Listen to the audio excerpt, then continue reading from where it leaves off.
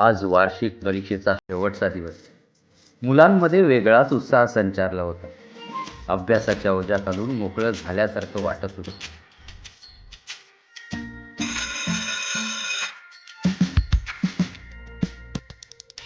त्यामुळे त्यांचे घरी उशिरा जाण्याचे ठरले.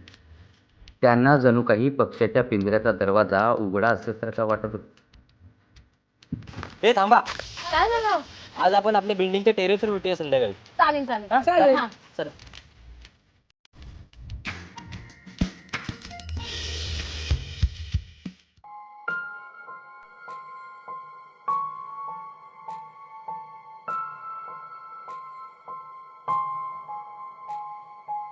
नौकार काही ना काही खोड्या करायचा मित्रांना घाबरवायला. आज तो लाईटचा कंदील घेऊन आला. नौकार त्यांना एक गोष्ट सांगू लागला. सर्वजण मग्न.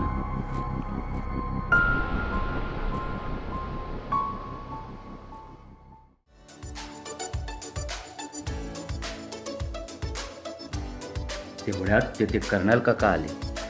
त्यांना पाहून सर्वजण गप्प झाले. मग काकाने त्यांच्या बालपणीच्या गोष्टींना प्रकाश दिला आणि मग सर्वजण हसू लागले. कर्नल काका दरवर्षी जंगल सफारीचे शिबिर आयोजित करायचे. त्यानंतर कर्नल काकांनी सर्वांना घरी जाऊन घरच्यांकडून शिबिरासाठी परवानगी घेऊन यायला सांगितले. सर्वजण आनंदात वर आले, कारण त्यांना शिबिराला जायची परवानगी मिळाली होती. सर्वजण खूप खुश होते.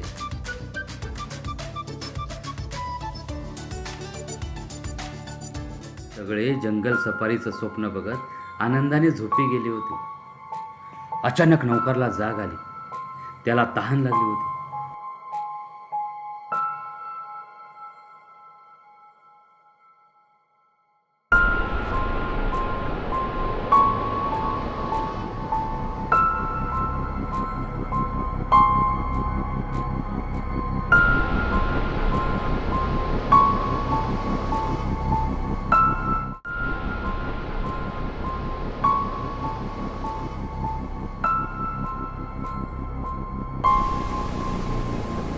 पाणी पिऊन येताना त्याचं लक्ष भिंतीवरच्या कॅलेंडरकडे गेलं.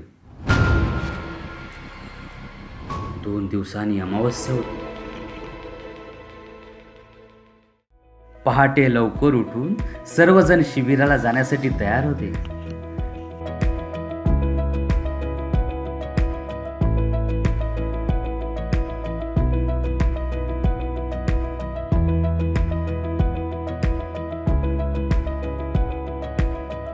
सगळे बसमध्ये बसले आणि मजा मस्ती करत बस निघाली.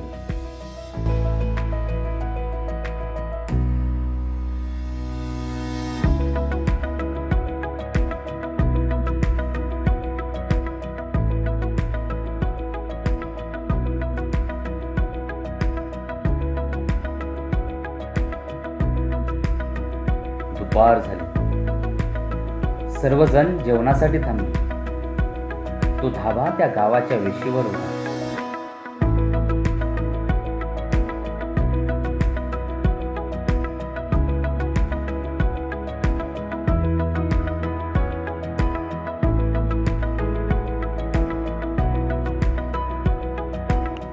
जेवण झाल्यावर सर्व निघाले. तेवढ्यात नौकारला एक आजोबा दिसले. केस वाढलेले आणि दिसायला भयानक. ते त्यांच्याकडे वेगळ्याच नजरेने पाहत होते. नौकारने हिम्मत करून विचारले, का आमच्याकडे असे बघता? त्यांनी नौकारला विचारले, कुठे जाताय? नौकार म्हणाला, आम्ही निघण्यातल्या जंगलात चाललो. आजोबा म्हणाले, तेथे जाऊ नका.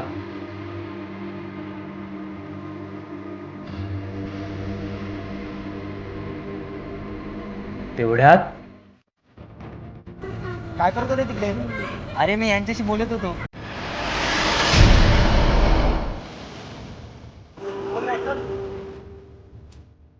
सगळेजण बसमध्ये बसले.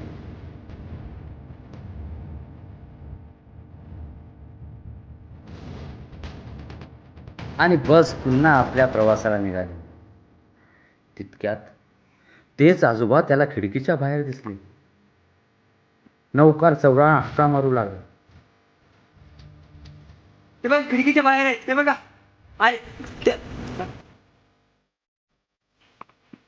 पण सर्व काही थांबले होते. आजोबा खिडकीजवळ आले आणि नौकारला आपली गोष्ट अर्धीच राहिली.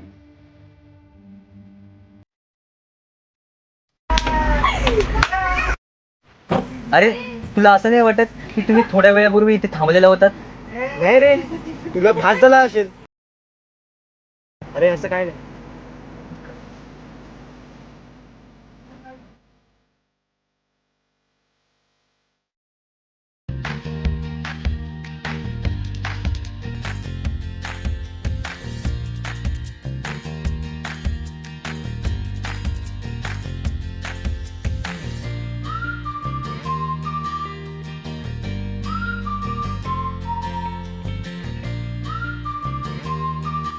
तर मुलांनो, आपण खूप लांबून इथे आलोत. आपल्या कॅम्प साईटवर आता पोहोचलेलो आहोत. तर आपल्याला आता टेंट बांधण्यासाठी सामान सगळं एकत्र करावं लागेल आणि आपल्याला नंतर आगही पेटवून आपल्याला सगळं रात्रीचं जेवण वगैरे करावं लागेल. तर सगळी आपण तयारीला लागूया. ठीक आहे, चला.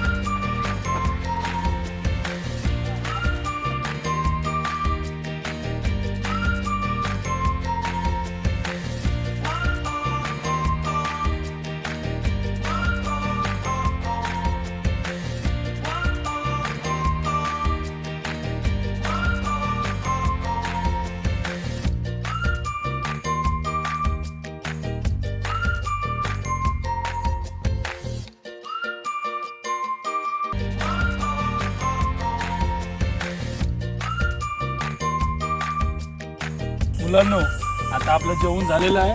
तर आपण लवकरात लवकर झोपून घ्यायचं आहे. आपल्याला उद्या परिसर फिरून घ्यायचा आहे. त्यामुळे सगळ्यांनी लवकर झोपा. नौकारला रात्री जाग येते. त्याला लघुशंकेसाठी जायचं असतं. तो दादाला उठवतो, पण दादा झोपेतच नौकारला सांगतो, मला माहीत आहे तू कुणालाही घाबरत नाही.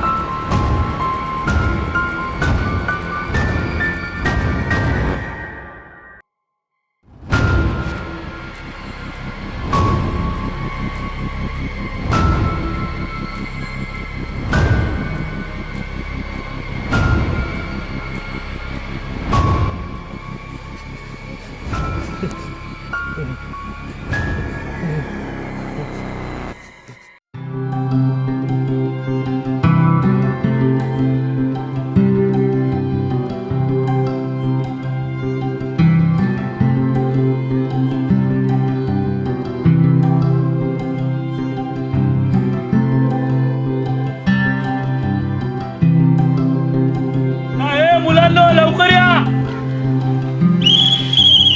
त्याच वेळेस कर्नल काकांना कोणाची तरी कमी जाणवली. नौकार तिथे नव्हता. मी बघून येतो.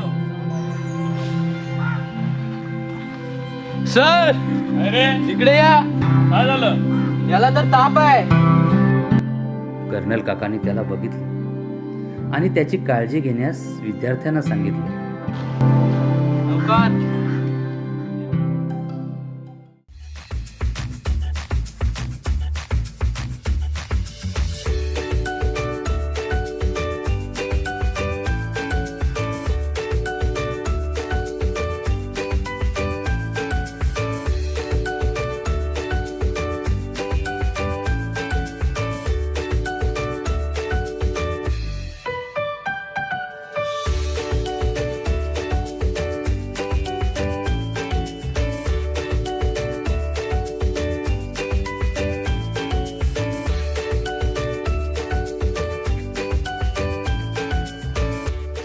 बाकी सर्व फिरून येईपर्यंत नौकार ठणठणीत झाला होता, जसं की त्याला काही झालंच नव्हतं. तर मुलांनो, आता आपलं जेवण वगैरे सगळं झालेलं आहे. आता 10 मिनिटं विश्रांती करून आपण ट्रेकिंगला निघूया. चला मुलांनो.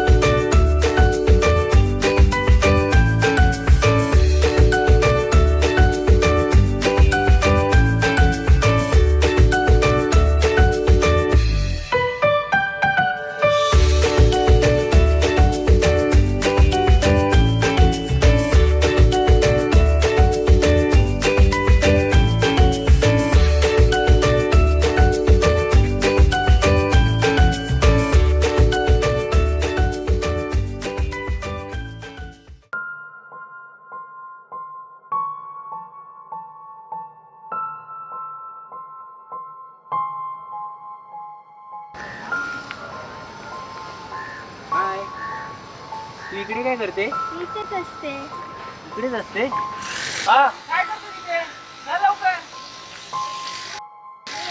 अरे ऐक ना.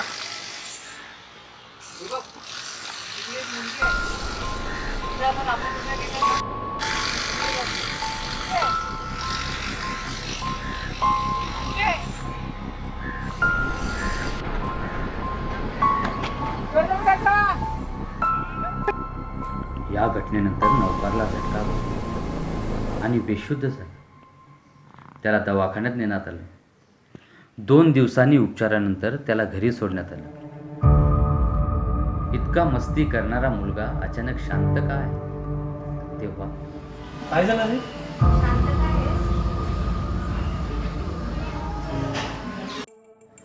दोन वर्षापूर्वीची गोष्ट. रात्री उशिरा आई आणि तिची छोटी मुलगी घरी जात होते. शिवाय तिचं गाव निघण्याच्या जंगलाच्या पुढे होतं. अचानक मागून एका गाडीचा उजेड आला.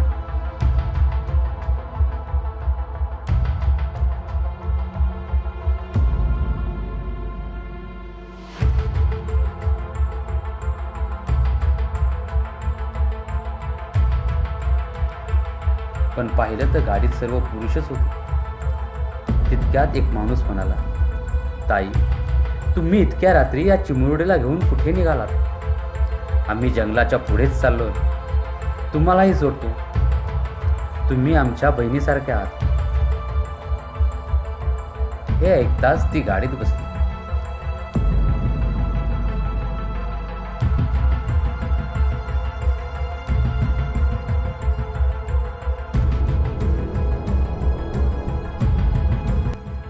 थोडे पुढे जाताच तिला कळलं की गाडी जंगलात आडवळणात चालली. ते त्यांना जंगलात घेऊन गेले.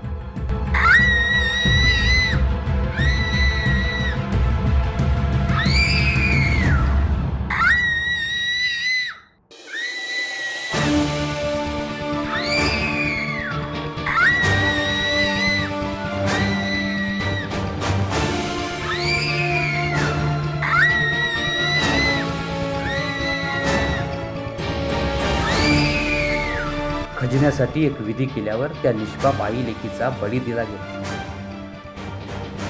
पण खजिना नावाची गोष्टच तिथे अस्तित्वात नव्हती. त्याच क्षणी ते तिथून पसार झाले. काही दिवसांनी त्यांना अटक झाली, पण लगेच सुटकाही झाली. त्या दिवसापासून ती आई आणि लेक त्या माणसाच्या शोधात आहे.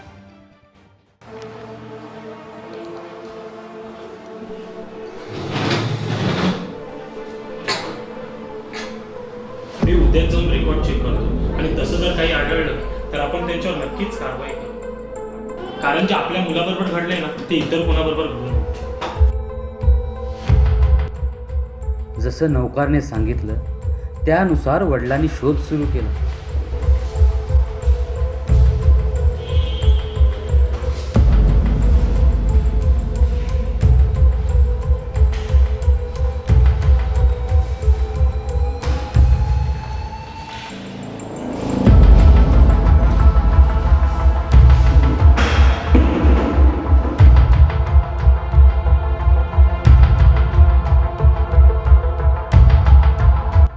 त्या केसशी जुळणारीच कागदपत्रे त्यांना सापडली.